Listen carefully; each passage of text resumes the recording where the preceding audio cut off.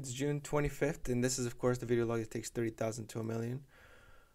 Well, after I take you through the account and I review all the positions, I want to talk about a very big and real danger when it comes to monetary policy. It's going to be a very macro-oriented episode here because that's what's on top of my mind, and I see a very kind of dangerous shift that could happen when we talk about the economy, business cycles, politics, monetary policy, etc. So if you want to know what that is, stick around after the account review and I'll talk about it. One of the biggest reasons why I wanted to do an episode today is because I just happen to be an all-time high, and the account may not even close at this levels because I'm doing a very rare during the market video. Okay, so here's the account. It's sitting at, one second please, sitting at 174,100, but it's on the way down, so who knows where it's going to close. I have a lot of I have some call options that are moving this. I have some leverage, almost $60,000 in leverage at the moment, so it's probably going to keep dropping into the close, and maybe a bad week, bad Monday, next Monday.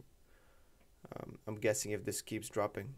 If it closes on the highs, then that will set the tone for the next week. That's kind of how it works.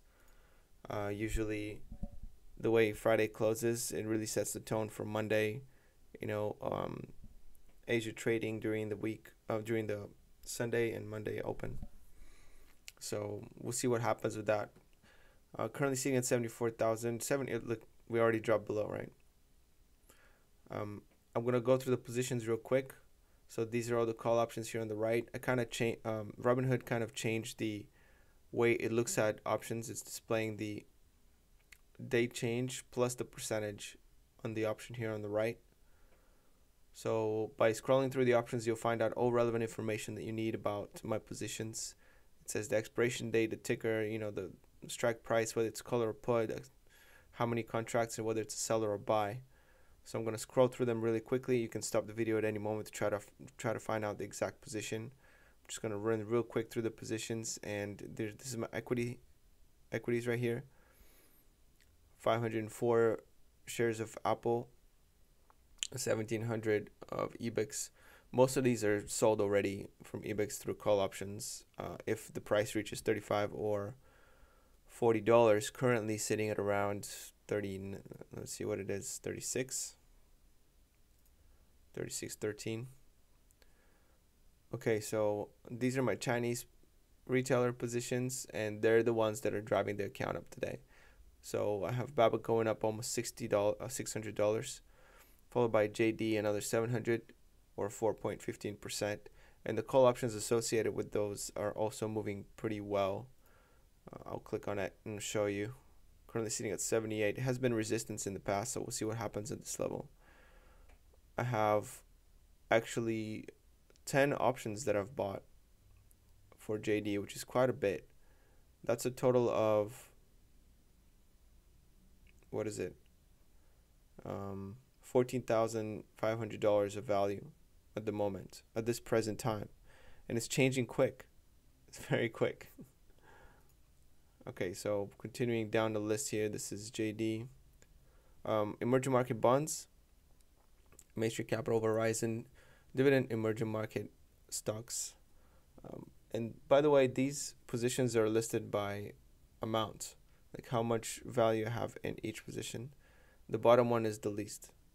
Then I have Visa, Wheaton Precious Metals, and a health real estate fund, health related REIT. I also have a call on VIPS, which is not doing very well today, but it did well yesterday, so it's all right. This is the account tab here. I want to show you my current leverage. I have about $59,000 of leverage, or 25%. I'm margined up, which is not horrible, but it's still something that I got to work through.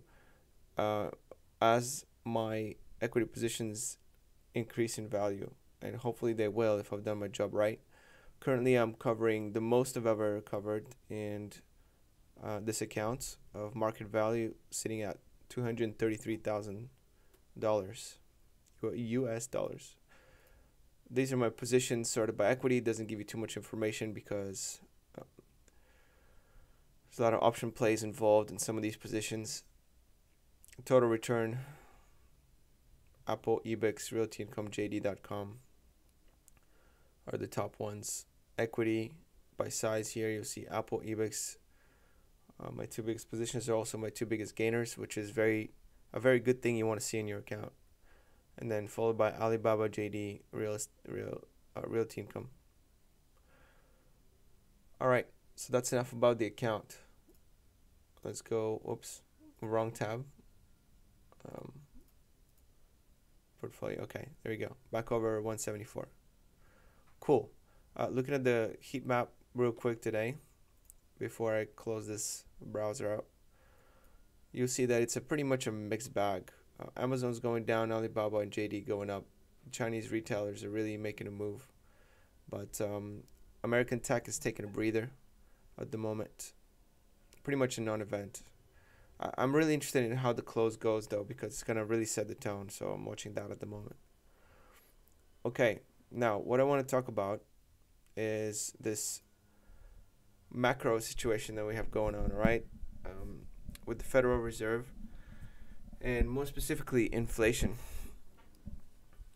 So what's been on my mind is that in the past, when the central bankers have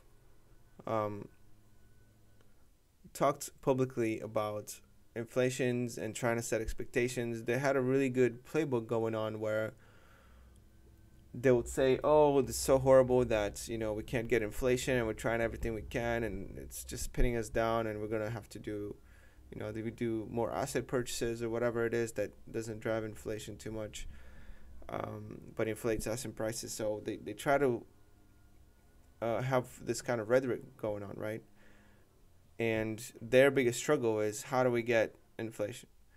But now that has to change, and there needs to be a new playbook rewritten, because as the numbers are coming out, inflation is running much hotter than one would anticipate. And yes, okay, even if it is transitory, as the Federal Reserve claims it will be, which I'm probably in that camp where a lot of the commodity supply issues are going to work themselves through, because cure for high prices, and since we have a market economy here for the most part, when it comes to that, thankfully in the United States at least, then not too much interventionism, then what's going to happen is supply is going to be incentivized, and there's going to be many more people trying to fill those commodity gaps.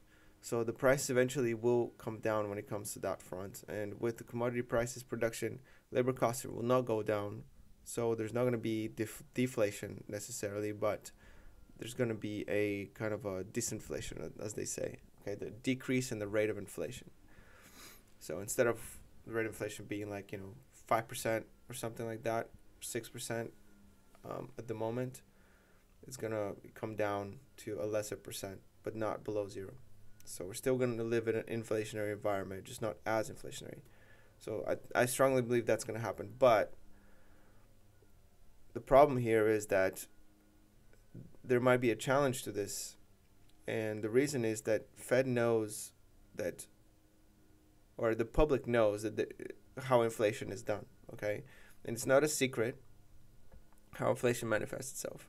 It's never been a secret. Anybody who studied any kind of history books knows about economics is that it's all about how much money you put in people's pockets. And previously, they've only been putting money into big asset holders like banks and anybody who has easy access to the bond market by the Federal Reserve bidding up bond prices and things like that.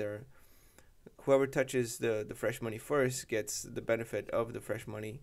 It's called the Cantillon effect. You can look it up if you want to read about it. It's very good. And now that the government has put in fresh money into the hands of regular individuals, one can really see the effects of this move, of this action. It results pretty much directly in inflation. And now that people know this, it's going to be a really hard pill to swallow, or really mistrusting look if the Fed tries to talk the same way they did before, as having a struggle to spark up inflation in the economy and having to keep rates low, etc. It's not going to be the same. And so I think this is very actually dangerous, because they're going to have to find a new way to keep credibility with the public and within the investment community. And so I see that problem on the horizon, but I really don't know what the solutions are. Hopefully, the Federal Reserve is smart enough to figure it out. I'm not cheering for the Fed by any means. I want to make that clear, that I'm not like, oh, this is the best financial system we could have, this Federal Reserve having a monopoly on the monetary system. I just know that there's going to be a lot of turmoil, and I'm not necessarily afraid of the turmoil. I'm just saying that there is going to be turmoil. So it's going to be a challenge if indeed the credibility bubble is broken on the Federal Reserve side. So those are my thoughts. I think it's going to be an interesting year or two. I'm not looking for a crash, obviously, especially in emerging markets.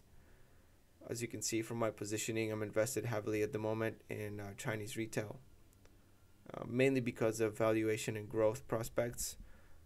There are risks, of course, with investing like that. The political climate has not been improving, so there are definitely risks. I just think I'm of the opinion that the market is resilient and finds the cracks. Okay, it's kind of like water. Eventually, a river will find its way to the ocean. So, unless it dries up. All right, I'm gonna stop with the analogy right there. Hopefully, you all are making even more money than I am. I've had a really good week. Actually, let me see how good of a week I've had. I don't know if I've had a good week. All right, 8.98%. So almost 9%. $14,000. That's a great week. So I'm pretty pleased with that. But anyway, hopefully you all are making more money than I am. Excuse me. And let me know what trade's been working for you this week and whether you had a 10+% week. It's not impossible. A lot of you that watch this are invested in in a similar way, actually, I think. I would guess, without many bearish or too ultra conservative ways. Usually the more conservative investors pick different avenues to get their YouTube entertainment. But my main reason is to log the progress and talk about some of my mental state that I was in whenever I was making these types of decisions, so I can look back on my own videos later, and anyone else who wants to learn from it, and try to decide, okay, what was the mental process, mental state at this point of time when this happened in the markets. So it's a really good way for me to learn, and perhaps for someone else to learn from my mistakes or my successes. I also want to have a record of what's going on for other reasons. All right, I'm going to end it right there. It's been a pleasure, as always. And till next time, peace.